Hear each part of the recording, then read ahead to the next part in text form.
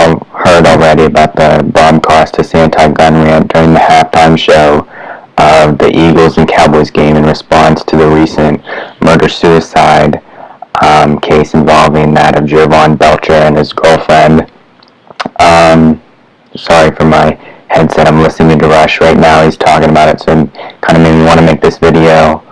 For friends of mine on Facebook, I'm sure you've seen the post the sarcastic post I've been making about this. But, Costas said, here, I had to quote here, and it's important to know that he is quoting Jason Whitlock, who's a writer. I haven't really looked into any of his other columns, but that was brought to my attention too. He kind of subtly slips that in there when you're watching the video, but he says that, and this is not the exact quote, this is just kind of paraphrasing, but if guns were illegal, Belcher and his girlfriend would still be alive.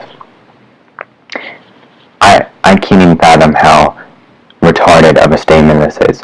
Oh, and excuse me for saying retarded, because I know that's kind of not allowed anymore. I might get some Special Olympics athlete to write me a letter like Ann Coulter. Anyway, yes, Bob, guns are definitely the only way to kill someone, and you might as well say how you really feel and tell us that everyone that owns a gun is just looking to blow some brains out. So the point of his entire argument then is that, people don't kill people, guns kill people. So in response to all the people that are criticizing him, Costas, might as well just say, hey, look, it wasn't my fault I went on the anti-gun rant. It was the microphones. Yeah, Bob, I hear you out, man. This isn't the first time the microphones caused such controversy and such emotional and psychological damage. Look at every time One Direction goes on concert. So it's not Bob Costas' fault we had to hear that it was the microphone. It was the one who wouldn't have heard it. Note, everybody, that I am being sarcastic here. So I guess we can all come to the conclusion now that not only are guns bad, microphones are bad too. Rush Limbaugh just made a joke a few minutes ago, and we should just have permits to use microphones. Have an entire bureaucracy devoted to the microphone and PA system usage.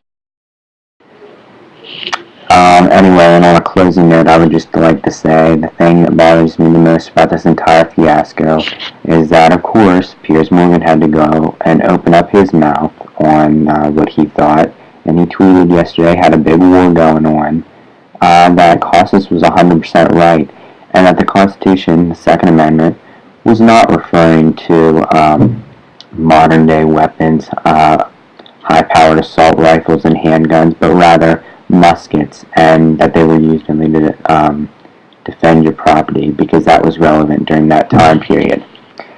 I, for one, do not try to give Piers Morgan any time of my day, because I, for one, cannot stand him at all as a person, as a media broadcaster. Horrible person.